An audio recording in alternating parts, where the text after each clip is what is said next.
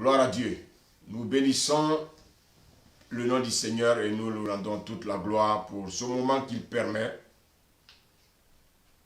Seigneur, nous voulons encore te dire merci. Merci pour la force que tu nous donnes de pouvoir tenir. Seigneur, tu es le Dieu vivant. Tu es le Dieu de paix. Tu es le Dieu fidèle. Seigneur, je te remets tout le cœur afin que, Père, nous comprenions encore ton message ce soir. Seigneur, nous sommes au 4e jour du séminaire. Nous prions, Père, que tu nous aides à terminer ce séminaire ce jour-ci. Nous glorifions ton nom, nous magnifions ton nom, nous t'exaltons. Conduis-nous par ton esprit. Au nom de Jésus. Amen. Donc, bien-aimés, je disais que nous avons donc passé 3 jours où le Seigneur nous a développé donc ce thème concernant, bien-aimés, donc les dons spirituels. Et le Seigneur nous a fait comprendre qu'il y avait au total 9 dons. Donc, les dons d'inspiration qui sont composés, bien-aimés, donc de dons de la prophétie, les dons de la diversité des langues, le don du parler en langue. Nous avons aussi vu hier les dons de révélation, où nous avons vu en profondeur également, bien aimé, les dons de la parole de sagesse, les dons de la parole de connaissance. Nous avons également vu les dons du discernement des esprits.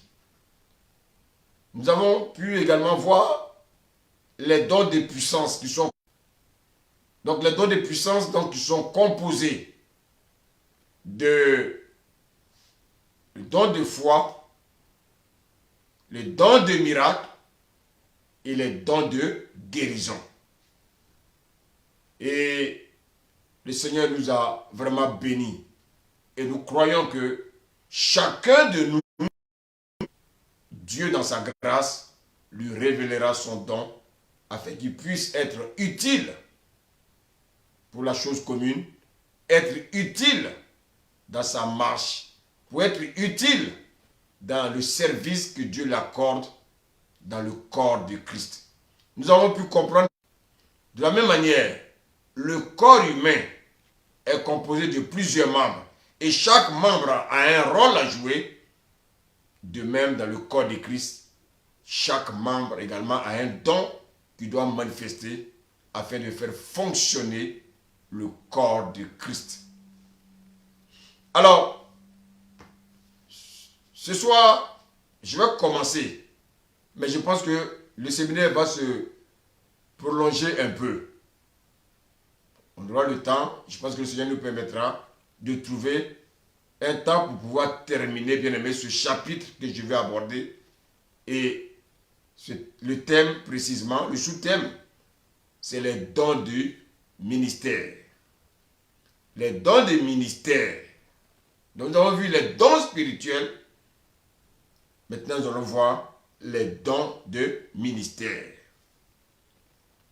Et avant toute chose, bien aimé, nous allons prendre nos Bibles, s'il vous plaît. Je demande aux uns aux autres, vraiment prenez des cahiers, notez, s'il vous plaît.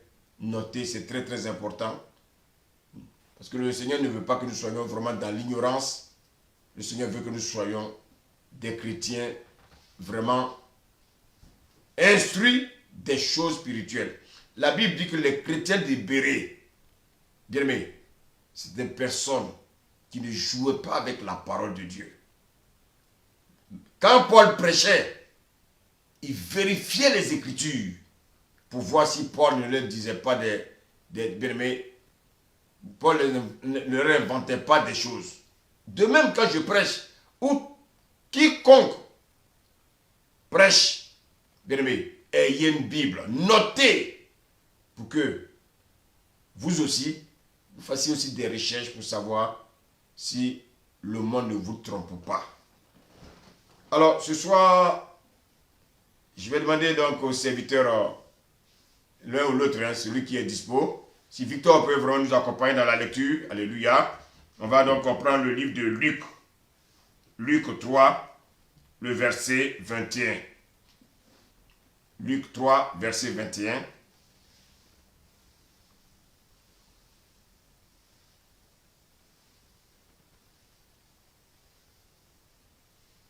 Luc 3, verset 21.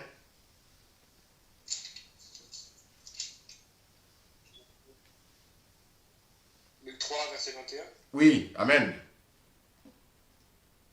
Vous m'entendez? Amen. Ouais, c'est bon. Ok. Donc Luc 3, verset 21. Je lis. Amen. Il est écrit, tout le peuple se faisant baptiser, Jésus fut aussi baptisé, et pendant qu'il priait, le ciel s'ouvrit. On continue. Verset 22, il est écrit, et le Saint-Esprit descendit sur lui sous une forme corporelle, comme une colombe, et une voix fit entendre du ciel ces paroles. Tu es mon fils bien-aimé, en toi j'ai mis toute mon affection.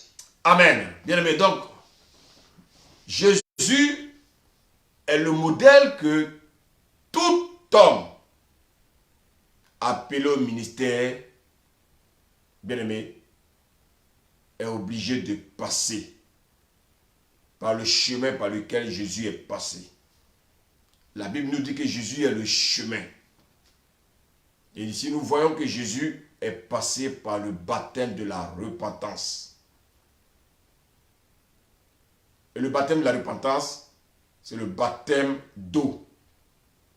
Et le baptême d'eau, c'est également ce qu'on appelle le baptême de Jean-Baptiste. Lorsque Jésus est passé par le baptême d'eau, c'est-à-dire le baptême de la nouvelle naissance, qu'est-ce qu'on va constater? Serviteur, tu peux me lire le verset Luc 4, verset 1.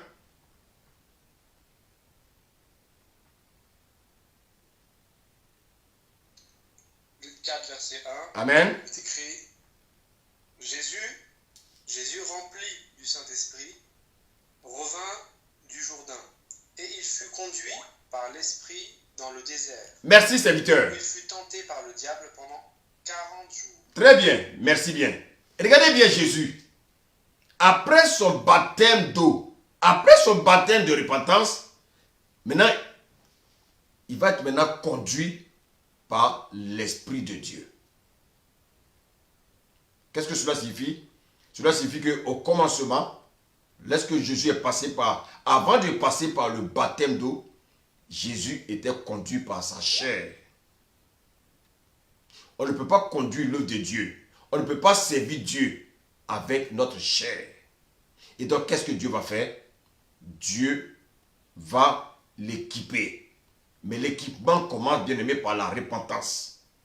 Maintenant que Jésus est passé par ce qu'on appelle, bien aimé, le baptême de la nouvelle naissance. Et il va être maintenant conduit, pas par sa chair, mais il va être maintenant conduit par l'Esprit de Dieu.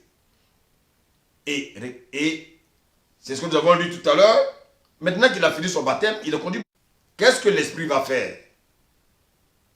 L'Esprit va le conduire dans le désert. Mais pourquoi l'Esprit va conduire Jésus dans le désert?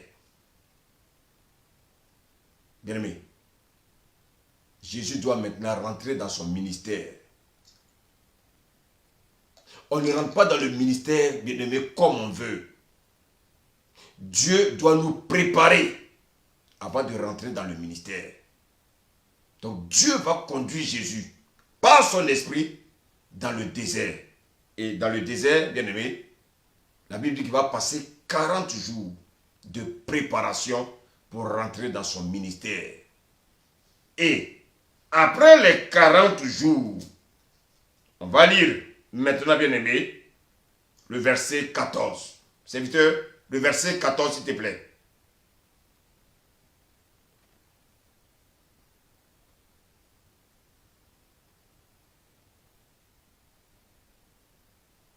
Verset 14, il est écrit, Jésus, revêtu de la puissance de l'Esprit, retourna en Galilée, et sa renommée se répandit dans tout le pays d'alentour. Verset 15. Il enseignait dans les synagogues, et il était glorifié par tous. Alléluia. Donc vous voyez que Jésus ne s'est pas levé pour devenir un prédicateur. Jésus ne s'est pas levé, bien aimé. Quand il a quitté la maison de Jean-Baptiste et la maison bien-aimée de Joseph, qui était son père adoptif, Jésus n'est pas allé immédiatement s'établir comme pasteur. Après son passage également de ce Jean-Baptiste, Jésus n'est pas allé, bien-aimé, aller établir une église où il est devenu pasteur. Non. Jésus avait besoin d'une préparation. Et Dieu, par son esprit, va conduire Jésus dans le désert. C'est dans le désert que Dieu va nous dépouiller. C'est dans le désert que Dieu va nous préparer. C'est dans le désert que Dieu va nous équiper. Et la Bible dit, Jésus, revêtu maintenant de la puissance de l'Esprit. Bien aimé, sans la puissance de l'Esprit, sans l'onction, tu ne peux pas rentrer dans le ministère. Beaucoup sont rentrés dans le ministère par la fenêtre. On ne rentre pas dans le ministère par la fenêtre. On rentre dans le ministère, bien-aimé, en passant, bien-aimé, par le désert où nous recevons le revêtement de puissance pour venir servir Dieu. Vous voyez que maintenant qu'il est revêtu, la Bible va nous dire que Jésus, maintenant, qu'est-ce qu'il va faire? Il va commencer à enseigner, il va commencer à prêcher, bien-aimé, il va commencer, bien-aimé, à opérer des miracles. Pourquoi? Parce que maintenant, Jésus est revêtu. Jésus, lorsqu'il avait 1 an, de 1 an jusqu'à 30 ans, Jésus était un homme comme tout autre. Jésus allait à l'église, il allait, bien-aimé, dans les synagogues, il voyait les personnes malades, il voyait, bien-aimé, les paralytiques. Mais Jésus n'a pas pu guérir un paralytique. Jésus n'a pas pu, bien aimé, guérir un malade. Pourquoi? Parce que Jésus n'avait pas encore reçu la puissance d'en haut.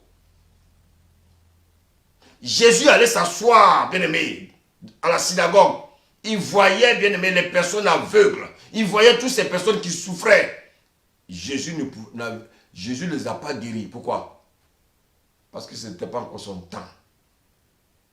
Beaucoup parmi nous se sont pressés de rentrer dans le ministère.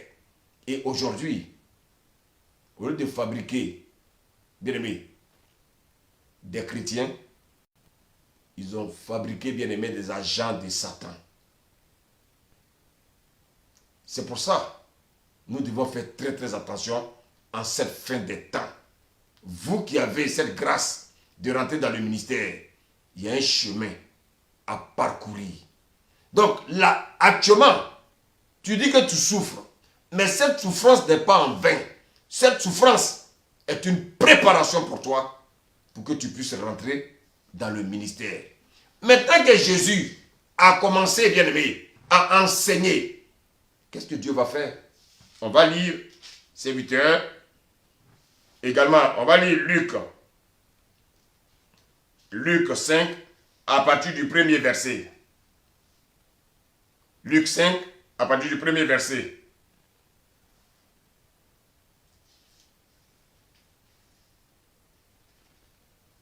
Luc 5, à partir du premier verset. Verset 1, il est écrit: Comme Jésus se trouvait auprès du lac de... Comme Jésus se trouvait auprès du lac de Génézareth, et que la foule se pressait autour de lui pour entendre la parole de Dieu, il vit au bord du lac 2 barques, d'où les pêcheurs étaient descendus pour laver leurs filets. Il monta dans l'une de ces barques, qui était à Simon, et il le pria de s'éloigner un peu de terre. Puis il saisit, et de la barque il enseignait la foule. Lorsqu'il eut cessé de parler, il dit à Simon: Avance en pleines eaux, et jetez vos filets pour pêcher.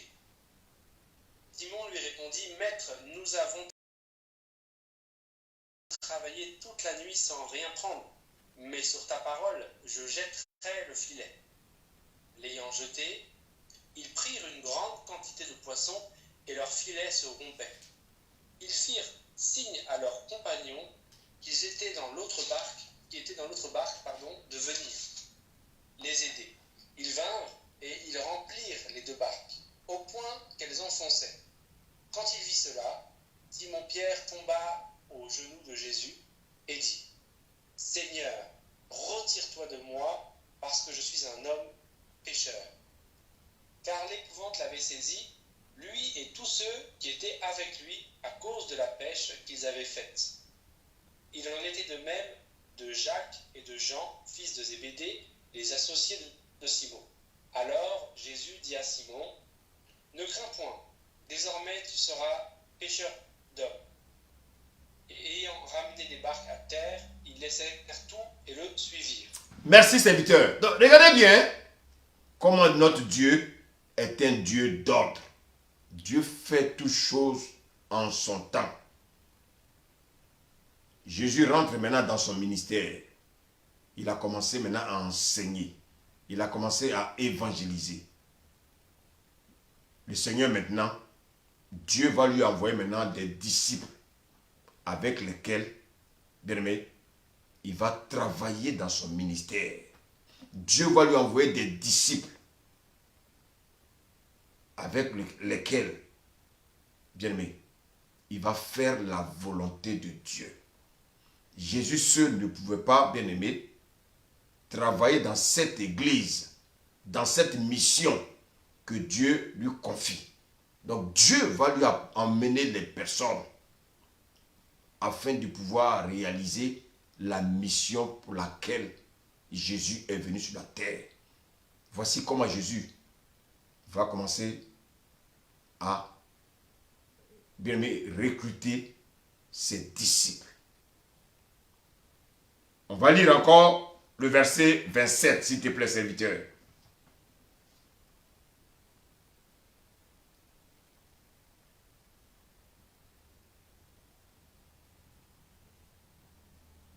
Le verset 27. Oui. Verset 27, il est écrit : « Après cela, Jésus sortit, et il vit un publicain nommé Lévi, assis au lieu de péage. Il lui dit : Suis-moi. Et laissant tout, il se leva et le suivit. Lévi lui donna un grand festin dans sa maison, et beaucoup de publicains et d'autres personnes étaient à table avec eux. Les pharisiens et les scribes murmurèrent et dirent à ses disciples : « Pourquoi mangez-vous et buvez-vous avec les publicains et les gens de mauvaise vie ?» Jésus, prenant la parole, leur dit : « Ce ne sont pas ceux qui se portent bien qui ont besoin de médecins, mais les malades. Je ne suis pas venu appeler à la repentance des justes, mais des pécheurs. » Alléluia. Et regardez bien. Jésus évolue. Il est en train de gagner ses disciples. L'Esprit de Dieu va maintenant le conduire, après avoir gagné Simon-Pierre, après avoir gagné bien-aimé Jacques, après avoir gagné bien-aimé la famille Zébédée, Jean, l'Esprit de Dieu va le conduire maintenant, bien-aimé, vers un douanier, un inspecteur des impôts. Donc vous voyez que Jésus, quand il appelle, il n'appelle pas des gens qui sont obligatoirement au chômage. Tu peux être en service, le Seigneur va te sortir de là où tu es. Et voici, bien-aimé, Jésus va continuer, bien-aimé, son travail de choisir ses disciples. Et c'est là qu'il va choisir Matthieu, qu'on appelle Lévi. Donc Matthieu va également suivre Jésus dans sa mission. Et si on lit encore l'histoire, les mêmes disciples de Jésus, on va lire Actes 1, verset 8. S'il te plaît, serviteur.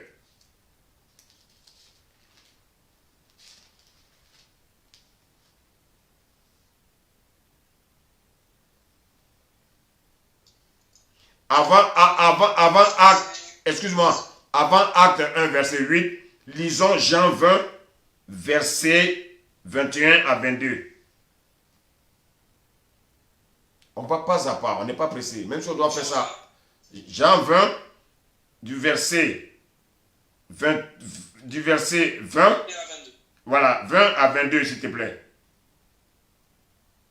20 à 22, très bien. Jean 20, à partir du verset 20. Il est écrit: Et quand il eut dit cela, il leur montra ses mains et son côté. Les disciples furent dans la joie en voyant le Seigneur. Jésus leur dit de nouveau: La paix soit avec vous. Comme le Père m'a envoyé, moi aussi, je vous envoie. Ah! Le Père a envoyé Jésus. Et leur dit: Recevez le Saint-Esprit. Le Père a envoyé Jésus. Jésus est venu, il a fini sa mission. Il a formé les disciples. Ces disciples maintenant doivent rentrer dans leur mission. Mais avant de rentrer dans leur mission, il faut qu'ils reçoivent le baptême de la naissance. Il faut qu'ils reçoivent le baptême de la nouvelle naissance. Et comme ils n'avaient pas encore reçu l'Esprit, qu'est-ce que le Seigneur va faire? Après que Jésus soit descendu, bien-aimé, du ciel, parce que bien, après sa résurrection, Jésus est allé voir le Père. Pourquoi il est allé voir le Père? Jésus il allait pour recevoir la caution, bien-aimé, ce qu'il avait prévu, ce qu'il avait promis à toute la terre. C'était quoi? C'était le Saint-Esprit. Donc il est monté vers le Père. Le Père lui a donné, bien-aimé, maintenant, la caution, devenu dire à ces personnes-là, ce que je vous avais promis, je viens maintenant vous le livrer. C'est pour ça que je vous ai dit que je ne vous laisserai pas orphelin. Voici quoi, bien-aimé, toute personne qui a le Saint-Esprit, tu es béni. Jésus va souffler sur eux. Mais le souffle qu'il apportait, ça vous rappelle quoi? Rappelez-vous le souffle que Adam a reçu dans le jardin. Lorsqu'Adam a péché, bien-aimé, lorsqu'Adam a péché, tous les hommes descendants d'Adam sont des personnes qui étaient mortes en esprit. Et ses disciples n'avaient pas encore reçu l'esprit. Donc ils étaient comme des personnes mortes. Et quand Jésus va souffler sur eux, il va dire: recevez l'esprit. Ça veut dire quoi? C'était l'esprit de la nouvelle naissance. Ils vont recevoir l'esprit de la nouvelle naissance. Mais ça ne suffit pas. Pour pouvoir maintenant rentrer dans leur ministère, pour pouvoir rentrer dans la mission pour laquelle le Seigneur bien-aimé les a sauvés. Maintenant, quand on lit Acte 1, verset 8, serviteur, je vais le lire, hein, tu vas continuer après, mais je vais lire celui-là. Il va dire: mais vous recevez une puissance. Le Saint-Esprit survenant sur vous, et vous serez mes témoins à Jérusalem, dans toute la Judée, dans la Samarie et jusqu'aux extrémités de la terre. Vous voyez que les disciples, avant de recevoir la puissance d'en haut, personne parmi eux ne prêchait. Personne parmi eux, bien-aimés, n'était rentré dans sa mission. La preuve en est, après la mort de Jésus, vous avez tous constaté qu'ils sont tous retournés à leur ancienne occupation. Pourquoi? Parce qu'ils n'avaient pas encore reçu la nouvelle naissance. Et quand ils ont reçu cette nouvelle naissance, ce qu'on appelle l'esprit de la nouvelle naissance, maintenant, pour pouvoir aller maintenant au service, pour pouvoir maintenant, bien aimé, réaliser la mission pour laquelle le Seigneur les a sauvés, il fallait maintenant recevoir encore la puissance d'en haut que Jésus a reçue lorsqu'il était dans le désert. Et pour cela, il va leur dire d'aller attendre dans la chambre haute. Et pendant 10 jours, les disciples vont être dans un moment de jeûne et prière. Et après les 10 jours, le Saint-Esprit va descendre sur eux et ils vont parler en d'autres langues. Et maintenant qu'ils ont reçu la puissance d'en haut, la Bible nous dit, dans Acte 2, à partir du verset à partir du verset 14, Pierre va commencer à prêcher. Comme Jésus, en son temps, avait prêché pour gagner des âmes. Les premières âmes, c'était qui? C'était les disciples. Pierre, au nom de tous les disciples, va commencer à prêcher. Là, ils ont reçu maintenant la puissance. Ils sont devenus maintenant des apôtres. On ne peut pas servir Dieu sans recevoir la puissance d'en haut. Tu ne peux pas servir Dieu si tu ne reçois pas l'onction. Ce n'est pas possible. Il faut recevoir l'onction de Dieu pour être au service de Dieu. Sinon, tu vas te casser la figure. Ils ont reçu maintenant la puissance d'en haut. Maintenant, Pierre va prêcher. Il va dire, hommes frères, hommes juifs, et vous tous qui séjournez à Jérusalem, et prêtez l'oreille à mes paroles. Bien aimé, il va dire, ces gens ne sont pas ivres. Il va expliquer un peu. Dans le verset 17, il va dire que dans les derniers temps, dit Dieu, je répandrai mon esprit sur toute chair, vos fils et vos filles prophétiseront. Bien aimé, il va prêcher, il va prêcher, il va prêcher. Quand il va finir de prêcher, 37, de Acte 2, la Bible dit, après avoir entendu ces discours, ils eurent le cœur vivement touché. Qui a eu le cœur vivement touché? C'est-à-dire, le cœur a reçu quoi? La vie de Dieu. Quand on dit que le cœur a été vivement touché, c'est-à-dire que le cœur a reçu la vie de Dieu. On ne se lève pas comme ça pour venir servir Dieu. N'importe qui se lève, il dit oui, Dieu m'a appelé. Et on commence à ouvrir une église comme si c'était une boutique. Non, l'église n'est pas une boutique. L'église n'est pas une boutique. Il faut d'abord recevoir l'appel. Dieu va te faire passer par ce qu'on appelle le baptême de la repentance. Après le baptême de la repentance, tu dois recevoir la puissance d'en haut, qu'on appelle le revêtement de puissance. Avant de, bien aimer, commencer le ministère pour lequel Dieu t'a appelé. Vous voyez que les disciples, ils ont suivi le même chemin que Jésus. Mais je vous pose la question. Aujourd'hui, n'importe qui se lève, il dit les prophètes. Pourquoi? Parce que malheureusement, les hommes sont dans l'ignorance. Et on trompe le peuple. Il y a beaucoup qui sont de beaucoup sont de bonne foi. Beaucoup cherchent le Seigneur avec leur cœur. Mais malheureusement, ils tombent bien aimés sur des hiboux qui les trompent. Et le Seigneur m'envoie ce soir pour rappeler aux uns aux autres.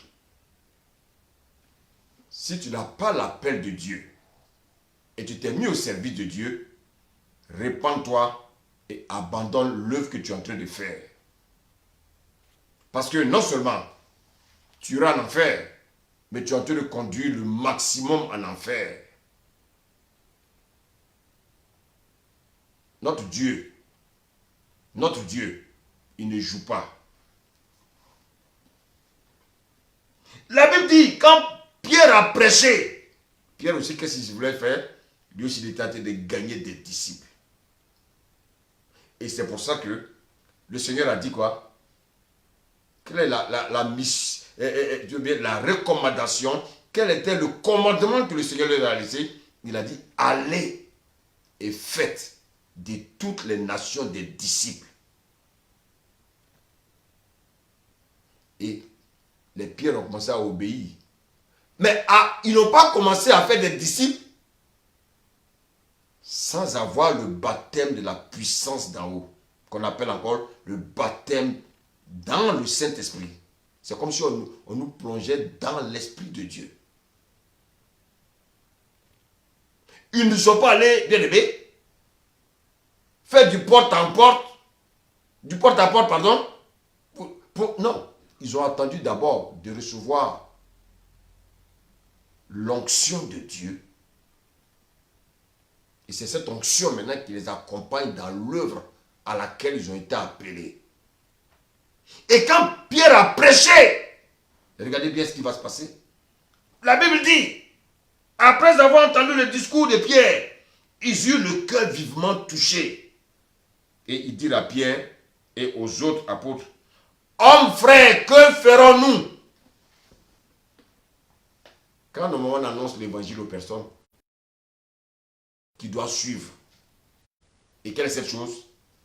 Regardez ce que Pierre va dire. Pierre n'a pas dit, vous serez riches, venez à Jésus, vous serez riches, venez à Jésus, vous allez avoir des châteaux, venez à Jésus, vous allez avoir le mariage. Mais bien aimé, est-ce que pour me marier, j'ai besoin d'entendre une prophétie? Mais non. Est-ce que c'est ce que les pierres ont dit? Vous serez riches, venez à Jésus, oh Jésus va vous rendre riche. Est-ce que c'est ce qu'ils ont dit? Regardez, écoutez bien.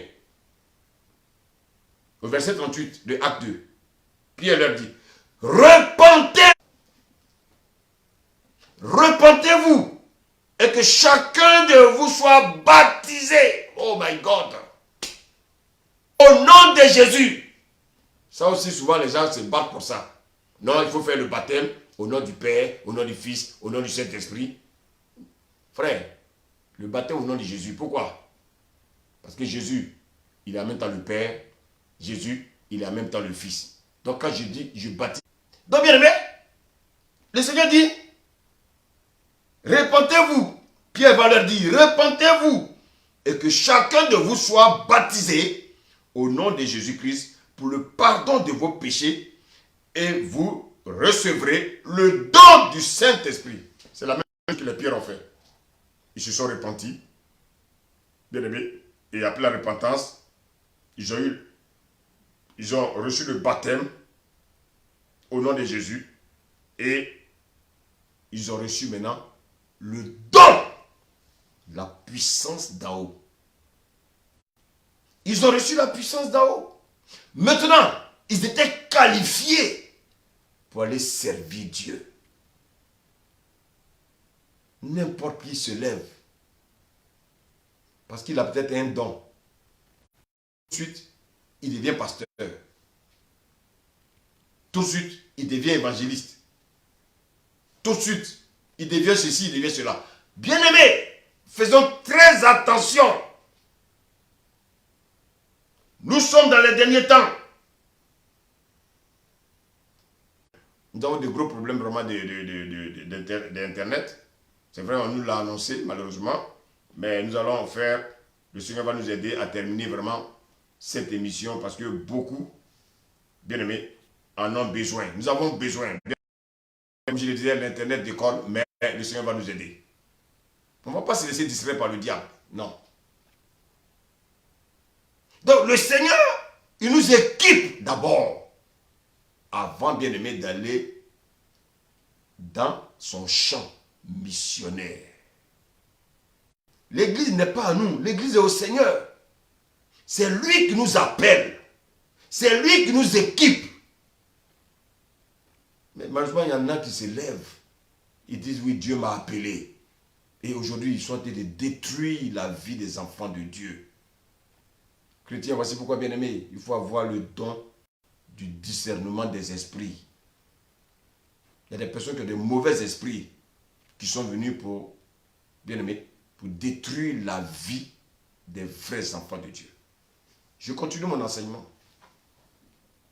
Après, bien aimé, après les apôtres, lorsqu'ils ont commencé à œuvrer, d'ailleurs, mais avant même qu'ils soient apôtres, ils voulaient redevenir 12 apôtres. Et qu'est-ce qu'ils vont faire?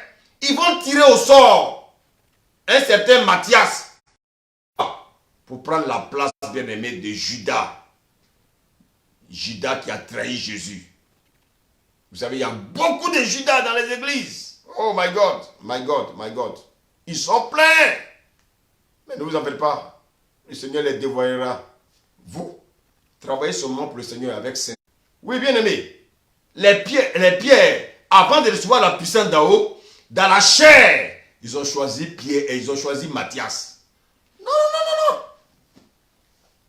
Est-ce que vous avez entendu parler de Matthias après? Non. Dieu ne fait pas les choses dans la chair. C'est pour ça que dans l'église, on ne nomme pas les gens par complaisance. On ne nomme pas les gens parce que c'est ceci, c'est là. Bien aimé, c'est pas parce que tu es pasteur que ta femme va devenir pasteur. Mais écoutez, dans le don des ministères, on va vous parler de la place de la femme dans l'église. Soyez seulement tranquille. Aujourd'hui, je ne vais pas toucher ce domaine. La semaine prochaine, on va en parler. L'église est devenue un bien familial. Ou, parce que je suis pasteur, je fais tout pour que ma femme aussi devienne pasteur. Après ma femme, je prépare mon premier fils à devenir pasteur. Mais dites-moi donc, dans l'église là, à part ma famille, il n'y a pas d'autres que Dieu aime dedans. Il n'y a pas d'autres choix de Dieu. Il n'y a pas d'autres qu'on l'appelle. Faisons très attention. Je vous dis que nous sommes dans les derniers temps. C'est maintenant, bien aimé, qu'il faut nettoyer nos erreurs. Et donc je disais que les pierres, les autres disciples, avant de recevoir la puissance d'en haut, dans la chair, ils ont choisi Matthias. Mais Dieu, ils vont comprendre qu'ils se sont trompés. Quand ils sont rentrés maintenant dans le ministère, lorsqu'ils ont été remplis maintenant de la puissance d'en haut, allons maintenant dans Acte 9. Je vais pas à pas, je ne suis pas pressé, frère. Dans Acte 9. La Bible, Acte 9, verset 1. Cependant, Saul respire encore la menace et le meurtre contre les disciples du Seigneur, se rendit chez le souverain sacrificateur et lui demanda des lettres pour les afin que, s'il trouvait des partisans de la nouvelle doctrine, vous savez, qu'est-ce que Saul appelait la nouvelle doctrine? La sainte doctrine, c'est-à-dire les disciples de Jésus. Il appelait les disciples de Jésus. Il les appelait la nouvelle doctrine. Parce que Paul pratiquait le judaïsme. Comme aujourd'hui, beaucoup pratiquent la religion. Dieu n'a pas créé de religion. Dieu a envoyé Jésus. C'est au nom de Jésus que nous sommes sauvés. Le Seigneur n'a pas envoyé, bien-aimé, le catholicisme. Dieu n'a pas envoyé les protestants. Dieu n'a pas envoyé les ceci, cela. Dieu a envoyé Jésus. C'est au nom de Jésus que nous serons sauvés. Et donc, Paul, qui s'appelait au départ Saul, il n'était pas encore né de nouveau. Il persécutait l'église de Dieu. Il persécutait les chrétiens. Donc Paul, Saul, il pratiquait le judaïsme. Et donc pour lui, la sainte doctrine pour lui était diabolique. Alors que lui, ce qu'il faisait était diabolique. Et c'est pour ça que chacun prêche pour sa chapelle. Chacun dit qu'il a raison. Chacun dit, moi ma religion, c'est la vraie. Dieu n'a pas envoyé de religion. Dieu a envoyé Jésus. Dieu n'a pas dit de prier au nom de Marie. Dieu n'a pas dit ça. Dieu a dit de prier au nom de Jésus. Dieu n'a pas dit de prier au nom de Jésus. Dieu a dit de prier au nom de Jésus. Il n'a pas dit de prier au nom de Marie. Il a dit de prier au nom de Jésus. Celui qui prie Marie là, à l'homosexualité là. Dieu n'a pas dit de venir, bien-aimé, prier au nom de Marie. Dieu a dit de prier au nom de Jésus. Donc toi qui t'es trompé, viens tranquillement dans la vérité. Vraiment, ça c'était une parenthèse que je referme rapidement. La Bible dit, comme il était en chemin, il s'agit de qui? Saul. Et qu'il approchait de Damas, tout à coup, une lumière resplendit autour de lui. Il tomba par terre et il entendit une voix qui lui dit, Saul, Saul, pourquoi me persécutes-tu? Donc, qui est venu maintenant rencontrer Saul? On parle d'une lumière. La lumière dont on parle ici, c'est Jésus. Jésus dit, je suis la lumière du monde. Donc quand Jésus te rencontre, mon ami, tu n'es plus la même personne. C'est pour ça que souvent, vous êtes surpris, on dit, lui, il est devenu pasteur. On dit, ah, il est devenu pasteur. Oui, il était dans les ténèbres. Il est encore dans les ténèbres. Ma prière, c'est que si tu es encore dans les ténèbres, que tu reçoives cette lumière. Et tu comprendras pourquoi l'autre est devenu pasteur. On ne devient pas pasteur parce qu'on le veut. Dites-moi la vérité. Hein? Dites-moi la vérité. Qui est devenu pasteur? Si tu ne rencontres pas cette lumière-là pour t'éclairer.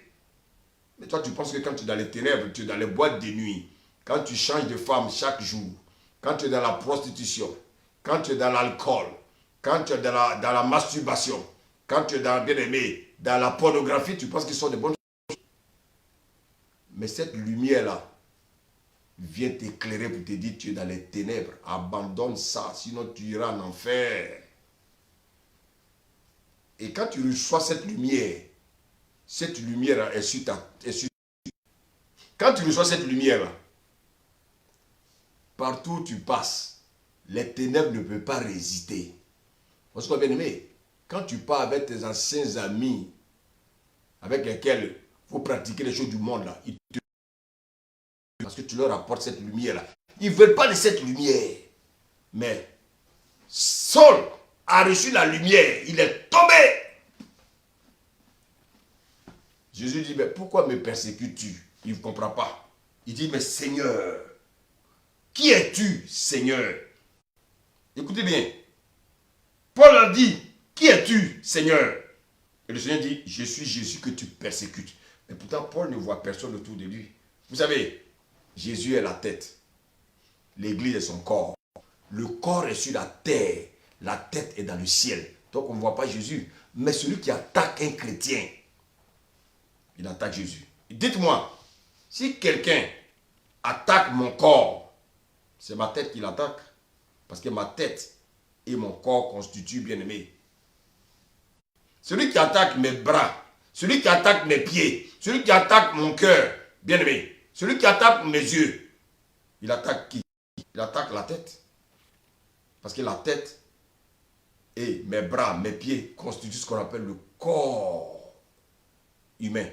Donc Jésus est la tête. Nous sommes les membres du corps de Christ. Donc Jésus étant la tête, l'église étant le corps, on constitue. Alors donc vous voyez que Saul, il va tomber. Et Jésus va lui dire, pourquoi me persécutes-tu? En persécutant les chrétiens, il ne savait pas que c'est Jésus qui persécutait.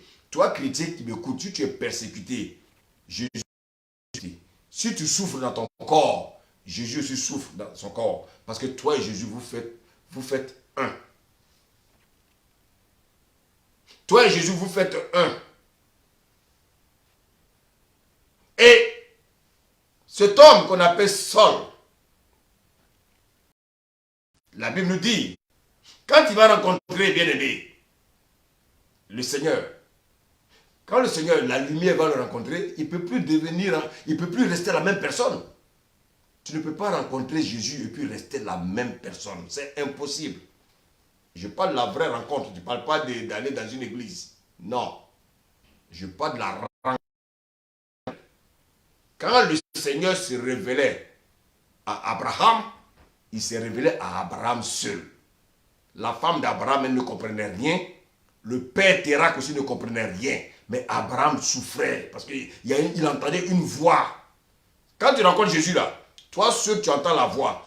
Vous pouvez être à 10 dans une salle. Mais toi seul tu entends la voix de Dieu. Les gens, tu fais des choses, les gens disent, mais il est devenu bizarre. Oui, il entend une voix, il souffre. Il entend une voix que toi tu n'entends pas. C'est pour ça que, bien aimé, Vous continuez à jouer, de vivre votre vie. Non. Quand on rencontre Jésus, on n'est plus la même personne. Donc, ici, Saul, il a rencontré Jésus. D'abord, son nom va changer. Il ne s'appellera plus Saul. Je viens pas à pas. Je vais doucement. La Bible dit, quand Saul va rencontrer Jésus, il va passer par le désert aussi. Oh my God! Et c'est dans le désert qu'il va recevoir les plus grandes révélations de la part de Dieu. Que même les premiers disciples n'ont pas reçu. Il va recevoir bien les plus grandes révélations de la part de Dieu.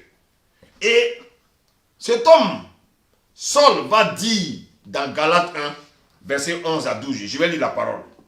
La Bible dit,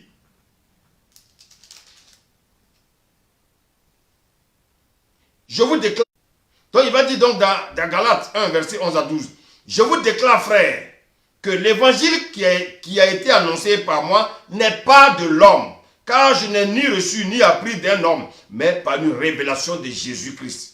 Donc c'est le Seigneur qui nous enseigne.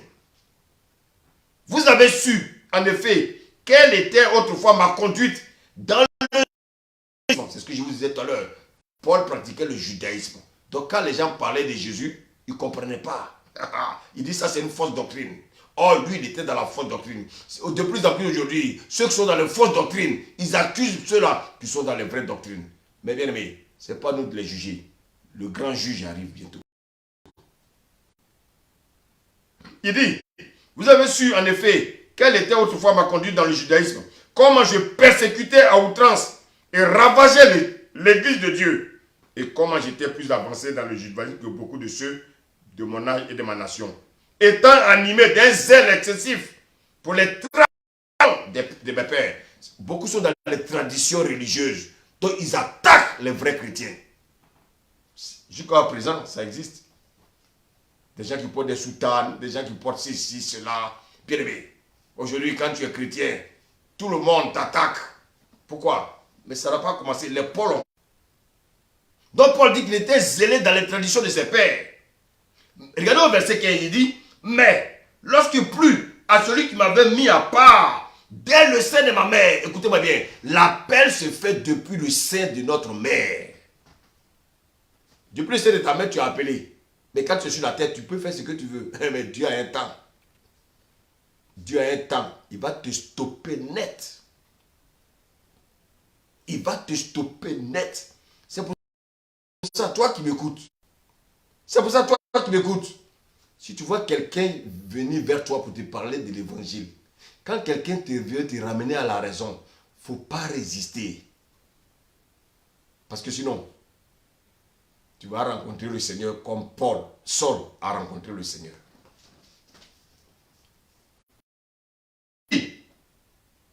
Mais lorsqu'il plut à celui qui m'avait mis à part dès le sein de ma mère et qui m'a appelé par sa grâce. Donc l'appel est une grâce. Ce n'est pas, bien aimé, on ne mérite rien. C'est une grâce. De révéler à son fils. Ah, maintenant il commence maintenant à être éclairé. Il dit de révéler en moi son fils afin que j'annonçasse par païen. C'est quoi? C'est qui? Tout à l'heure, quand on a lu Acte 1, verset 8, on dit l'évangile a été annoncé en Judée, en Samarie et sur toute la terre. Là, que Dieu va réserver pour nous annoncer. Voici celui-là que Dieu a décidé, avait préparé, avait mis à part pour annoncer l'évangile à toute la terre, précisément aux païens. Qui est païen? Qui on appelle païen? Les païens, c'est ceux qui ne sont pas juifs. Oui, bien aimé. Donc Paul dit, il dit, de révéler à moi son fils afin que j'annonçasse parmi les païens. Aussitôt, je ne consultais ni la chair, ni le sang, et je ne montais point à Jérusalem vers ceux qui furent apôtres avant moi, mais je partis pour l'Arabie. L'Arabie, c'est quoi? C'est le désert. C'est là-bas que Paul va être formé. Et c'est là-bas que Paul, bien aimé, va être rempli. C'est là-bas que, bien aimé, va être dépouillé par le Seigneur. Si tu ne payes pas par le dépouillement, tu ne peux pas servir le Seigneur. Beaucoup ne sont pas passés par le dépouillement. C'est pour ça qu'ils ont un évangile de bénédiction. Oh, Dieu va te bénir. Oh, Dieu va te rendre riche. Ceux-là, ils ne sont pas passés par le même chemin que Paul.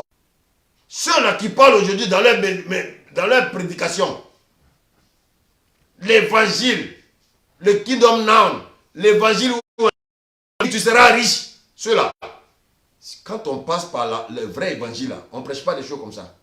Écoutez-moi bien. Je ne dis pas que Jésus ne peut pas nous rendre riches. Ce n'est pas ce que j'ai dit. Jésus peut nous rendre riches. Mais c'est lui qui va te donner sa richesse. Il va te rendre riche comme il veut. Pas comme les Jésus peut te rendre riche. Mais pas en disant, il faut donner pour être riche. C'est devenu PMU. Il a dit, non. Jésus ne fonctionne pas comme ça. Jésus, il veut nous bénir. Mais avant de nous bénir là, il faut d'abord que tu connaisses les choses du royaume. Le Seigneur dans son royaume a des principes. Il dit, recherchez premièrement le royaume et sa justice. Le royaume et sa justice. Et tout le reste, ça veut dire tout ce que tu veux, vous passerons par-dessus. Ça vient après. Le Seigneur va d'abord te dépouiller. Dites-moi, est-ce qu'on peut confier un héritage à un enfant? Non. L'héritage, on le confie à des fils. Et donc Paul va passer par l'Arabie, il va passer par le désert, il va être dépouillé. Et quand il va revenir, Paul va prêcher maintenant ce qu'on appelle le message de Christ. Mais quel message? Le message de Christ crucifié. Et Paul va prêcher Christ crucifié. Paul va être celui-là, l'apôtre, à qui le Seigneur va lui révéler la prédication de la croix. Et c'est la croix que nous devons tous prêcher. Oh, Dieu va te bénir, Dieu. Non. La prédication de la croix qui est une puissance de Dieu. C'est ce que le Seigneur nous demande de venir prêcher. Malheureusement, bien aimé, il y a des gens qui ont pris les raccourcis. Lorsqu'on parcourt, bien aimé, le Nouveau Testament, à commencer par les livres des Actes, lorsqu'on lit le livre des Actes, il est question de quoi? Il est question de la vie de l'Église. Il est question de la vie de l'Église. Donc, dans Acte 2, le Saint-Esprit a mis en place l'Église que Jésus nous a laissée. Jésus a dit, je ne vous laisserai pas orphelins. Je vous enverrai, bien-aimés, le consolateur, le Saint-Esprit que le Père enverra en mon nom. My God, bien-aimé, et il vous enseignera toutes choses. Et il vous rappellera quoi? Tout ce que je vous ai dit. C'est ce que le Seigneur Jésus nous a dit. Donc la première église, appelée communément l'église primitive, bien-aimé, est celle. Et cette église, témoin de Christ. Cette église témoin que Christ a mis en place. Bien-aimé, au travers de qui? Au travers de ses apôtres. Dans Matthieu 16, 18, la Bible dit quoi? Jésus avait donné une prophétie. Et dans cette prophétie, il disait quoi? Tu es Pierre. Et sur cette pierre, je bâtirai mon église. Jésus l'a dit. Il dit, tu es Pierre. Et sur cette pierre, je bâtirai mon église. Quelle église? Catholique? Non! Ça, c'est la religion. Il dit cette église. Quelle église? Le corps de Christ qui est né le jour de la Pentecôte. Donc, il n'y a pas deux églises. Il n'y a pas 100 églises. Ce n'est pas une église évangélique de montagne de feu. Non! Il y a une seule église qui est appelée le corps de Christ. Si tu n'appartiens pas au corps de Christ, si tu appartiens à une religion, tu es disqualifié. Il faut appartenir au corps de Christ. Il faut être membre de son corps. Et il faut être actif dans ce corps. Le bras, il a un rôle à jouer dans le corps humain. Donc, étant membre de l'église, tu as un rôle à jouer. Tu ne vois pas bien aimé venir t'asseoir sur les bancs de l'église. Donc, étant devenu membre de l'église, Éphésiens 2, 19 m'éclaire. Il dit, étant donc, vous n'êtes plus, ainsi donc, pardon, vous n'êtes plus étranger. Avant, j'étais un païen, donc étranger à la vie de Dieu, étranger au corps de Christ. Maintenant que j'accepte Christ, je deviens membre. Bien aimé. Donc il dit, ainsi donc, vous n'êtes plus étranger, ni des gens du dehors, mais vous êtes concitoyens des saints. Vous êtes concitoyens des saints, gens de la maison de Dieu. Et vous avez été édifiés sur le fondement des apôtres et des prophètes. Jésus-Christ lui-même étant la pierre angulaire. Frère, écoutez-moi bien ce soir. Lorsque Jésus parlait de son église, il parlait d'une église dont les hommes seront faits comme des dons pour conduire l'église. Hébreux 13, 8 dit quoi? Jésus est le même. Donc Jésus est le même hier, aujourd'hui et éternellement. Hébreux 13, 8 le dit. Et Colossiens 1, 18 dit que Jésus est la tête du corps de l'église. Donc Jésus, il est la tête de l'église et nous sommes son corps.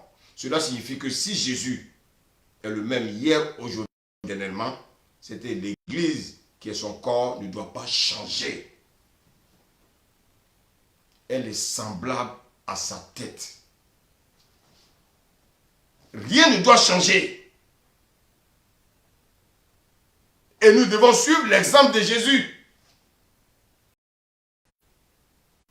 Bien aimé, nous devons suivre l'exemple de Jésus.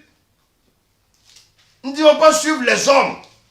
Toi, aujourd'hui, qui es religieux, si tu meurs aujourd'hui, tu iras où? Au purgatoire. Qui vous a dit que le purgatoire existe?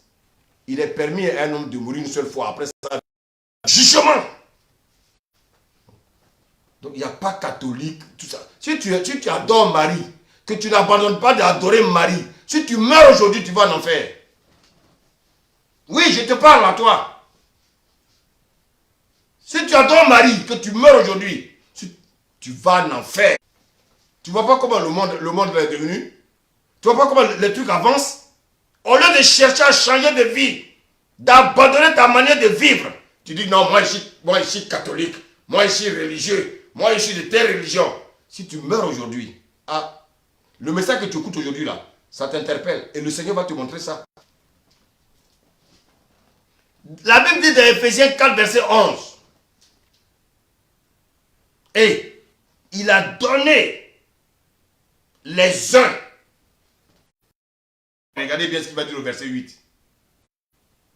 C'est pourquoi il est dit, étant monté en haut, il a emmené des captifs et il a fait des dons aux hommes. Écoutez-moi bien. Hommes.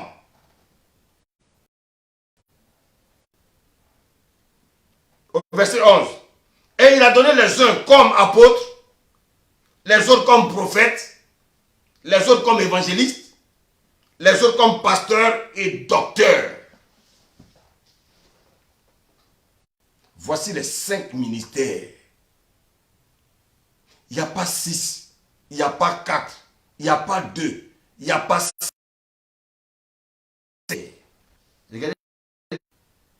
Regardez les 5 doigts de ma main. Il n'y a pas 6 ministères. Il y a 5 ministères. De nos jours, de nombreux chrétiens reconnaissent l'existence des 5 ministères. Mais où ils sont ignorants?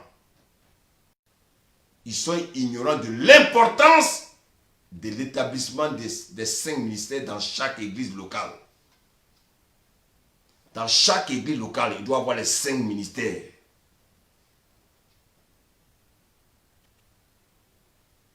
J'ai dit, dans chaque église locale, bien aimé, il doit y avoir les 5 ministères. Aucune église locale ne doit différencier une autre. À moins que tu ne fasses pas partie du corps de Christ. Je vous pose la question, dites-moi. Est-ce que dans un pays, le programme scolaire des établissements nationaux diffère-t-il, bien aimé, d'un établissement national à un autre établissement national? Non. Dites-moi, est-ce que le programme scolaire de Paris diffère, bien aimé, du programme scolaire de Nantes? Non. C'est le même programme scolaire. Donc tous les établissements de la France, bien aimé, ont tous le même. En Afrique, pareil. En Asie, pareil. Mais pourquoi les enseignements des églises locales diffèrent-ils, bien aimé, d'une église locale à une autre? Y a-t-il plusieurs Jésus? Je ne crois pas. Y a-t-il plusieurs Jésus? Pourquoi les enseignements des églises locales diffèrent-ils, bien aimé, d'une église locale à une autre? Y a-t-il plusieurs Jésus? Je ne crois pas. L'église de Jésus doit renfermer en son sein obligatoirement les 5 ministères. Ne soyez pas troublés par l'impact, bien-aimé, des 5 ministères. Depuis la naissance de l'église à Jérusalem, l'église a fonctionné. Depuis la création de l'église, à la Pentecôte, à Jérusalem, l'église a fonctionné ainsi. L'église a fonctionné avec les 5 ministères dans l'église. Donc, les ministères travaillent ensemble pour construire l'église. Bien aimé, voici pourquoi, quand on lit Éphésiens 5, Éphésiens 4, verset 12, on dit quoi? Verset 11. Il a été donné les uns comme apôtres, les autres comme prophètes, les autres comme évangélistes, les autres comme pasteurs et docteurs. Pourquoi? Pour le perfectionnement des saints. C'est qui on appelle les saints? C'est nous. Chaque chrétien est appelé saint. Pour le perfectionnement des saints, en vue de l'œuvre du ministère et de l'édification du corps de Christ. Donc le corps de Christ ne doit pas rester bébé. Le corps de Christ ne doit pas rester au lait. Il faut les conduire.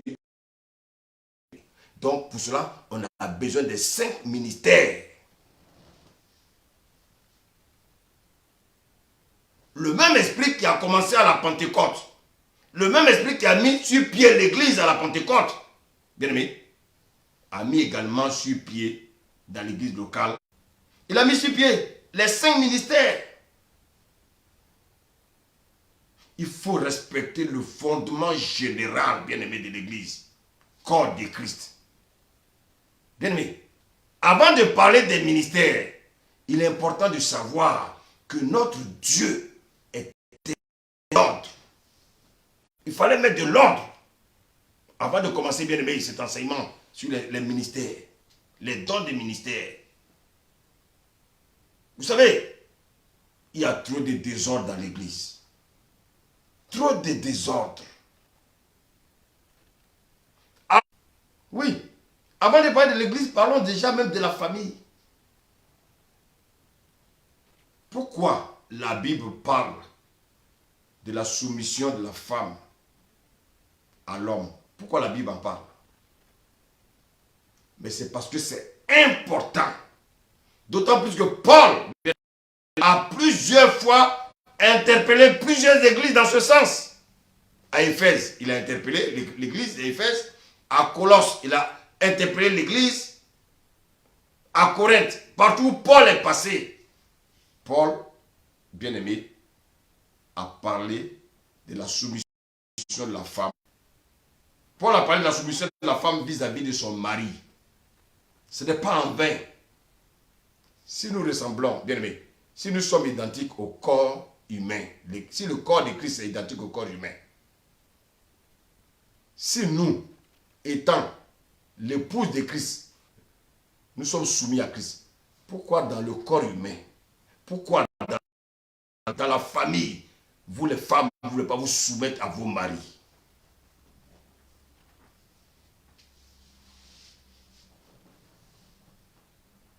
toute femme doit être soumise à son mari si elle veut avoir une bonne famille. Bien aimé, de manière générale, le Seigneur va dire dans 1 Corinthiens 1, verset 3, il dit, je veux cependant que vous sachiez, Christ est le chef de l'homme, donc le chef de tout homme, et que l'homme est le chef de la femme, et que Dieu est le chef de Christ. C'est un ordre qui a été établi par Dieu, ce n'est pas nous. Mais avant de donner cet ordre, il va demander aux chrétiens d'être imitateurs, comme je le suis moi-même de Christ. Il va leur, bien aimé, rappeler les instructions les plus importantes. Alors, écoutez-moi bien. Tout commence par la famille. La soumission doit commencer dans la cellule familiale. Le problème aujourd'hui est que les gens ne veulent pas être soumis. Les gens voient le mot soumission comme un mot très péjoratif, un mot défavorable, un mot qui voit même presque comme une insulte. Lorsqu'on parle de soumission autour de nous, au travail, à la maison, à l'église, on se rend compte que le mot soumission en lui-même a un aspect péjoratif. Ce mot est perçu comme si c'était rabaissant. Aujourd'hui, on vit dans une époque où tout est en envers. Tout a commencé depuis le début du 19e siècle, bien aimé. Lorsque le mot féminisme, il y a un mouvement qui a été créé, le mouvement féministe a apparu, bien aimé, sur la plume, bien aimé, d'Alexandre Dumas. Bien aimé. Alexandre Dumas, fils, puis, sous celle de qui? Hubertine Auclair. Ces auteurs critiquaient la place accordée à la femme dans la société. En 1971, Olympe de Gouges rédige la déclaration des droits de la femme et de la citoyenneté. La femme a commencé à se révolutionner maintenant, bien aimé, à s'opposer à l'homme.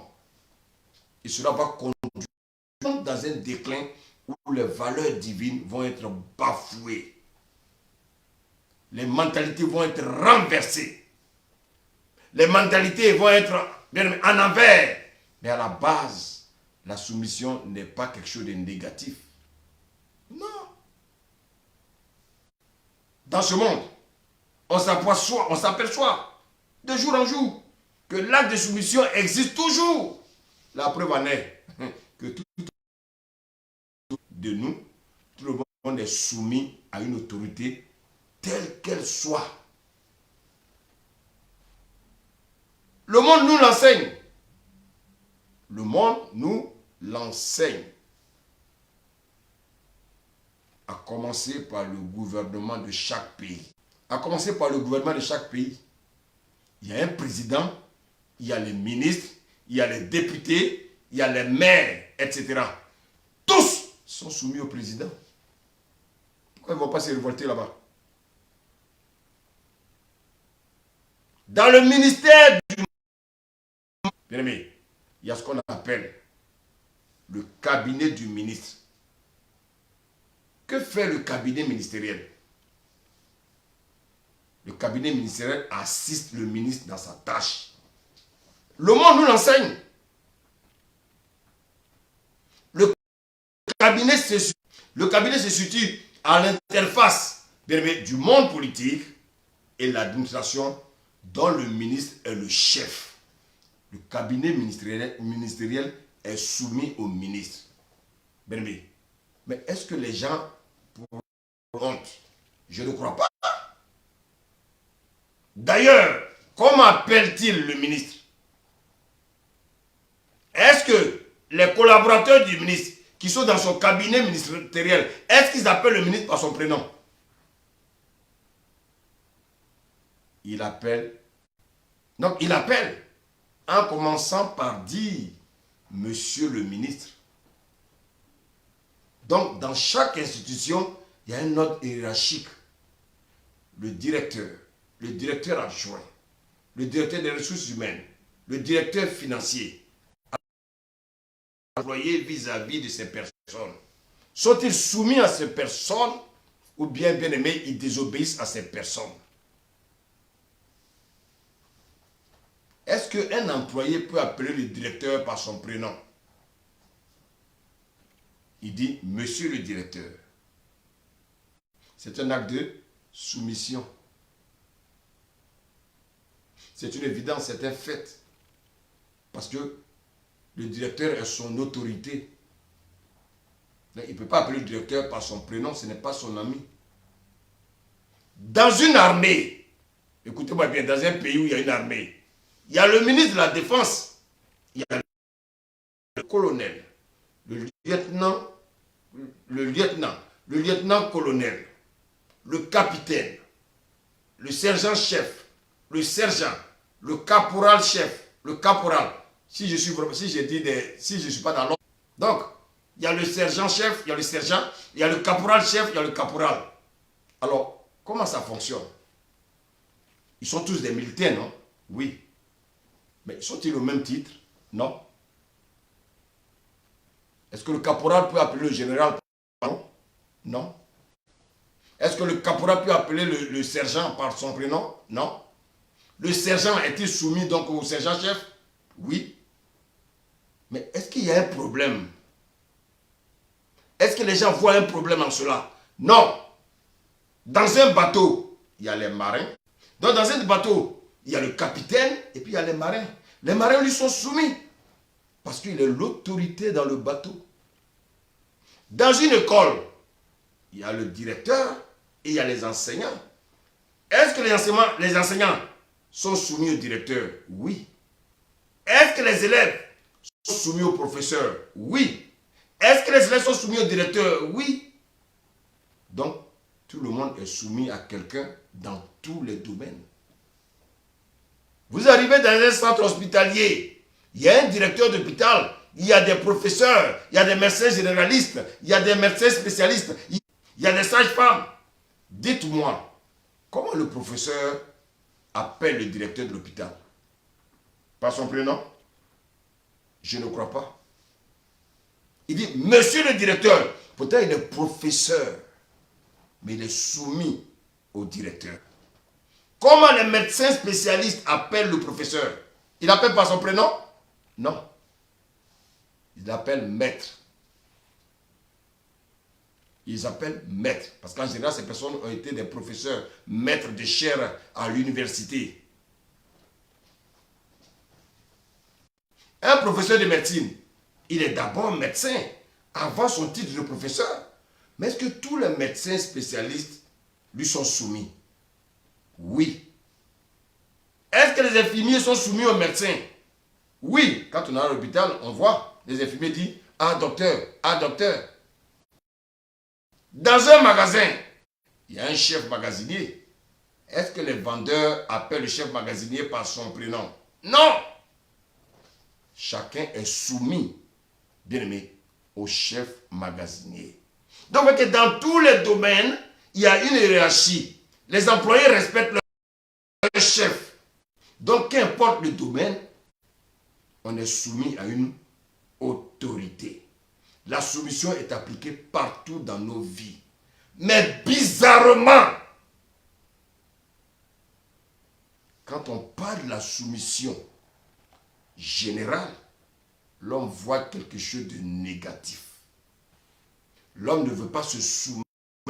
Pourtant, il est soumis aux autorités.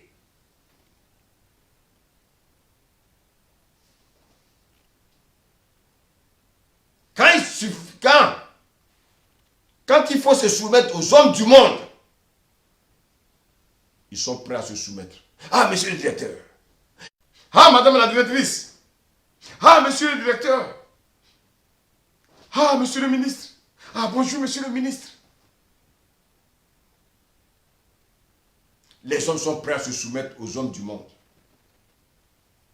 Mais quand il s'agit de se soumettre à Dieu, alors c'est encore pire. Les hommes ne veulent pas se soumettre à Dieu. Mais ils sont prêts à se soumettre à leur chef. Alors que leur chef, bien-aimé, est une créature de Dieu. Dieu au-dessus des présidents. Dieu au-dessus des rois. Vos chefs que vous respectez là.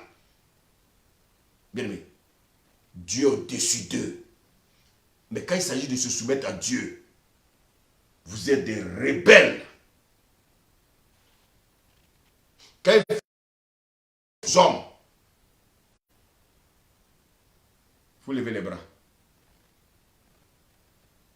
Alors, écoute-moi. Toi qui as des problèmes de te soumettre à Dieu et aux autorités de l'église, tu as un problème. Tu te soumets à ton directeur dans ton entreprise. Mais quand tu viens à l'église, tu ne veux pas te soumettre au pasteur. Tu te soumets à un ministre de Macron. Mais tu ne peux pas te soumettre à un ministre de Dieu. Tu as un problème. Tu as besoin de renouveler ton intelligence. Tu as encore l'intelligence obscurcie. Mais je vais vous dire quelque chose qui va vous surprendre. Les païens dans le monde, ils respectent les hommes de Dieu. Les païens dans le monde, ils respectent les ministres de Dieu. Mais les chrétiens à se soumettre, bien aimé, aux ministres de Dieu.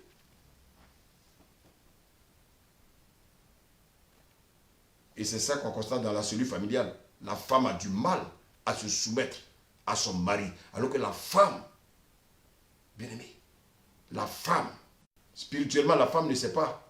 Mais elle est le corps de son mari. Le mari a la tête. Et elle est le corps de son mari. Donc la femme doit être soumise à son mari. C'est ce qu'on constate dans l'église. Les gens ont du mal à se soumettre aux hommes de Dieu. Mais le Seigneur dit que si tu as du mal à te soumettre à un homme de Dieu, donc ça veut dire que tu as du mal à te soumettre à moi, Dieu.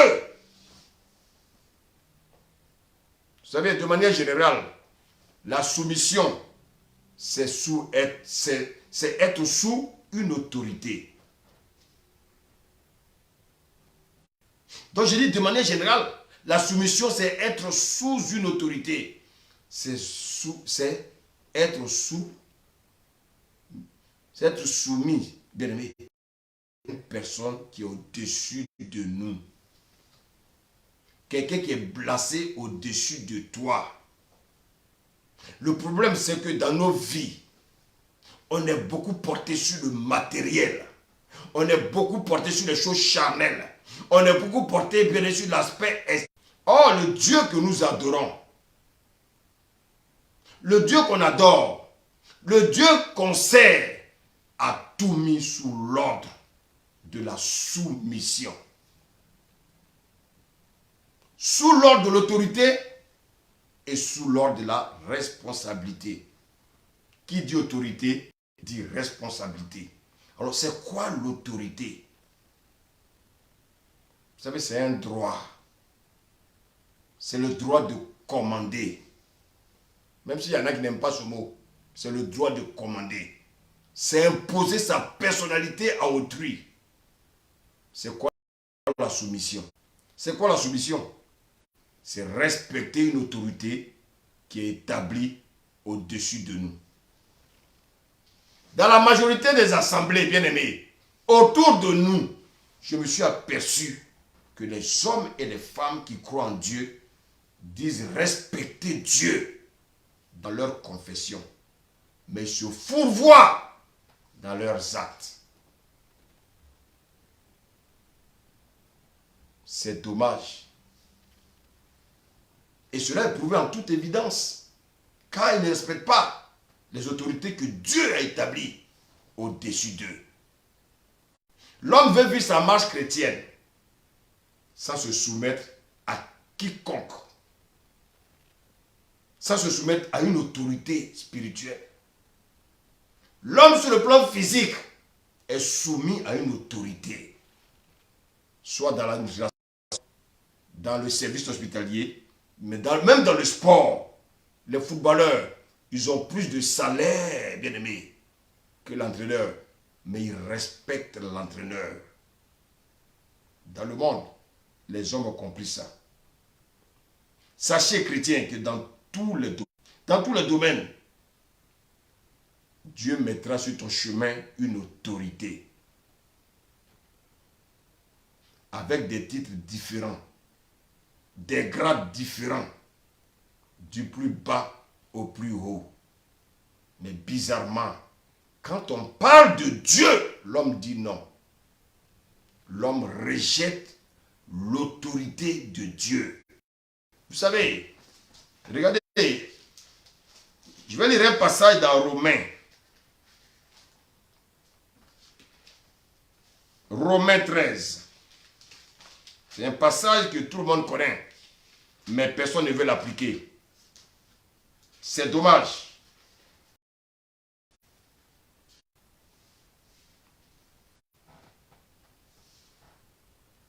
Tout le monde connaît ce passage-là, mais personne ne veut l'appliquer. Romains 13, verset 1. Que toute personne soit soumise aux autorités supérieures, car il n'y a point d'autorité qui ne vienne de Dieu. Et que les autorités qui existent ont été instituées de Dieu. Alors, pourquoi voulez-vous vous soumettre à vos autorités que les hommes nomment et désobéir aux autorités que Dieu a établies?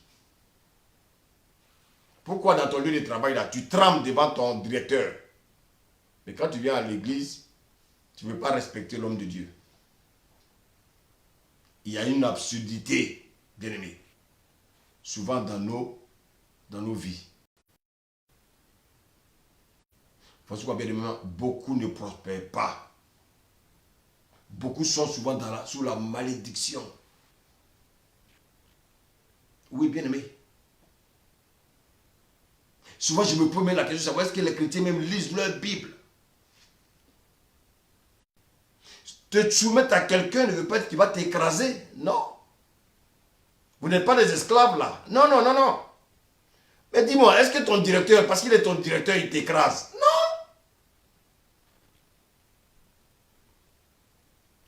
Le problème, c'est que nous avons un mauvais cœur. Le problème, c'est que nous sommes hypocrites. On ne veut pas respecter l'homme de Dieu. On veut respecter son chef. Parce que lui, au moins, au travers de lui, on a un salaire. Le problème, c'est l'homme, ce n'est pas Dieu. Vous savez, sans soumission, sans autorité, on est perdu. Vous savez, Dieu ne va pas se soumettre aux désirs et aux absurdités, bien-aimés, de l'homme. Notre Dieu est un Dieu d'ordre. Et quand Dieu établit les choses comme il veut, il faut le respecter comme Dieu le veut.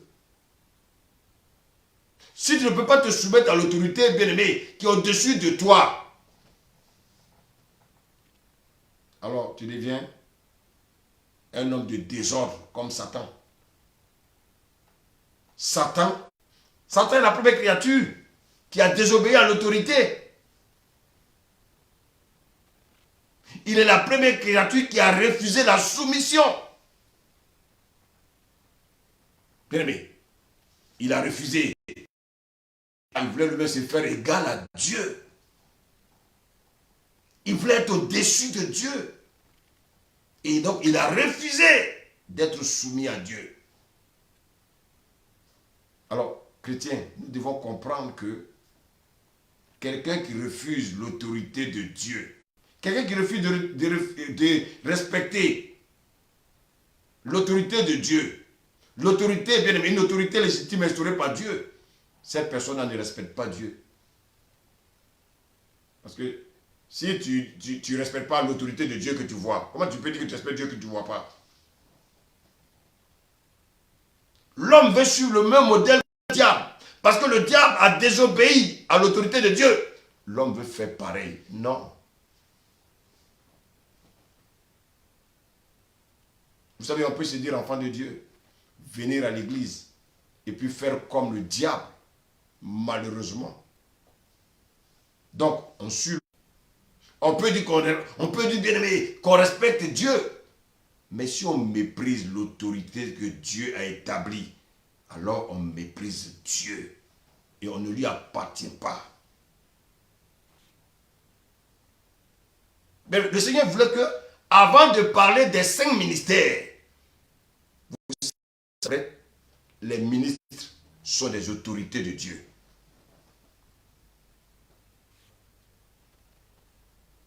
Comment tu peux prétendre aimer Dieu alors que tu refuses de te soumettre à son autorité qu'il a établie?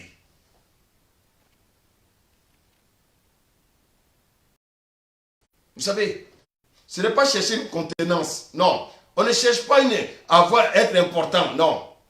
Mais il faut simplement nous donner notre place. De la même manière, je donne la place à mon directeur dans sa société. De la même manière, je donne aussi la place au pasteur qui est établi sur moi. Vous savez, quand on médite la parole de Dieu, les premiers chrétiens avaient cette compréhension des autorités. Et quand on étudie les disciples de Jésus, ils sont devenus des autorités parce qu'ils ont reconnu Jésus comme leur autorité. C'est vrai. Les disciples de Jésus qui sont devenus des apôtres, ils étaient d'abord sous l'autorité de Jésus avant de devenir aussi, eux aussi, des autorités sous lesquelles des disciples sont soumis. Au 1er siècle, les chrétiens respectaient les autorités. Ils respectaient les gens qui étaient établis au-dessus d'eux. Aujourd'hui, quand on regarde dans l'église, c'est totalement l'opposé. Quelqu'un peut s'arrêter là et puis insulter son pasteur.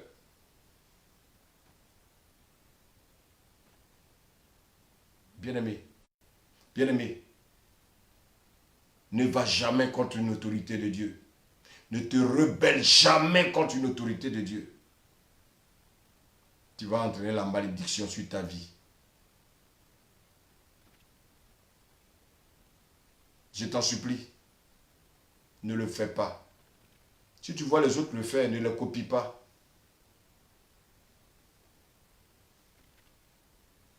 Ne le faites pas. Il y a des exemples dans la Bible.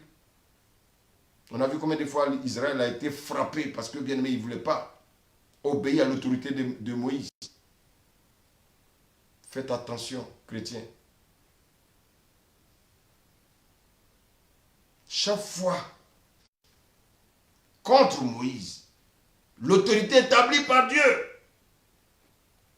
ils n'ont jamais compris qu'en fait, ils se rebellaient contre Dieu. C'est tout le problème des hommes.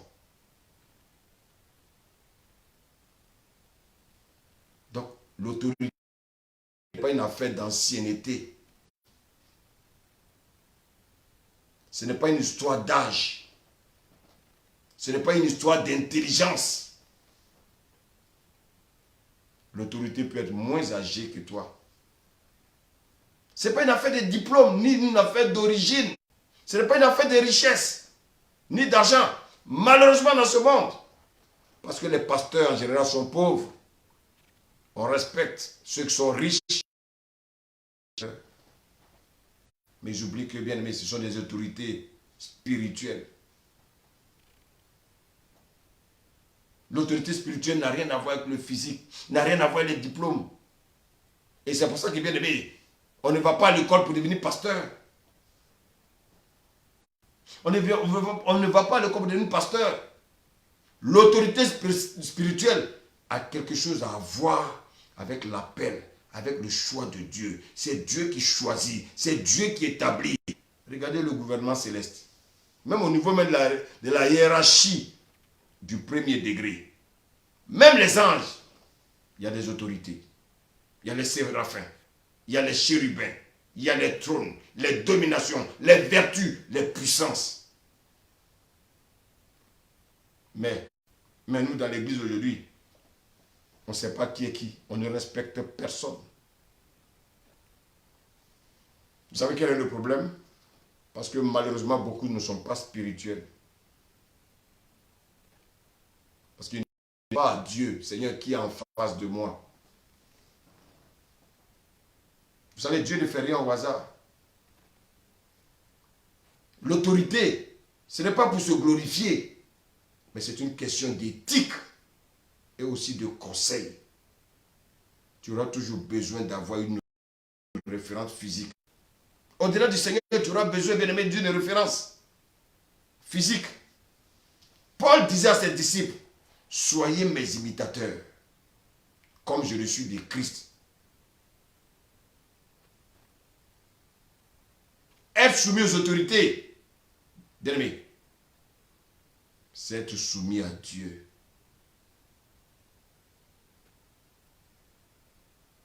Chaque fois que vous insultez un homme de Dieu, c'est Dieu que vous insultez. Lorsqu'on s'oppose à un homme de Dieu, c'est à Dieu qu'on s'oppose. Voilà le gros problème de l'Église. Nous mélangeons l'humain avec le spirituel. On mélange l'impur avec le pur. Et cela peut nous conduire, bien aimés, à des situations irréparables. Certes, Dieu parle, mais il faut mépriser, bien aimé. Il ne faut pas, mépriser l'esprit qu'il a mis sur ses autorités. Il faut savoir ces choses et l'enseigner à ceux qui vont grandir. Bien aimé, que les agneaux deviennent des brebis et que les brebis deviennent demain des bergers. Il faut discerner parmi les brebis les futurs bergers. Voilà, nous. Il faut éviter les erreurs. Quand on arrive à un endroit important, il est important de découvrir qui est l'autorité. Bien-aimé, quand tu es dans ton lieu de travail, quand tu veux une permission, est-ce que dans ton lieu de travail, quand tu veux t'absenter, tu n'avertis pas? Si, parce que tu respectes là-bas l'autorité.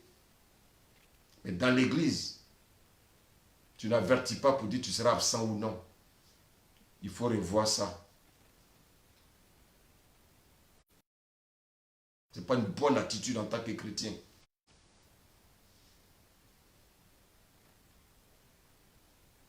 C'est important de savoir ces choses, chrétiens. Sinon l'église devient un désordre, chacun fait ce qu'il veut. Jésus n'a pas changé. Aujourd'hui encore, Jésus continue à donner des ministères identiques à ceux qu'il a donnés au premier siècle. Si les apôtres n'avaient pas respecté Jésus, quand ils sont devenus apôtres, qui allait les respecter? Donc toi qui es appelé au ministère, l'autorité, qui va te respecter demain? On ne se moque pas de Dieu. Ce que l'on sème, on le récolte. Bien aimé. Donc les ministres que Dieu établit aujourd'hui, c'est toujours pour le même but que les hommes du premier siècle. Que son corps, l'Église, soit édifié et que son peuple arrive à la perfection en lui. C'est très très important. Regardez, dans les années de persécution des églises locales, ont disparu. Mais les ministères n'ont jamais disparu.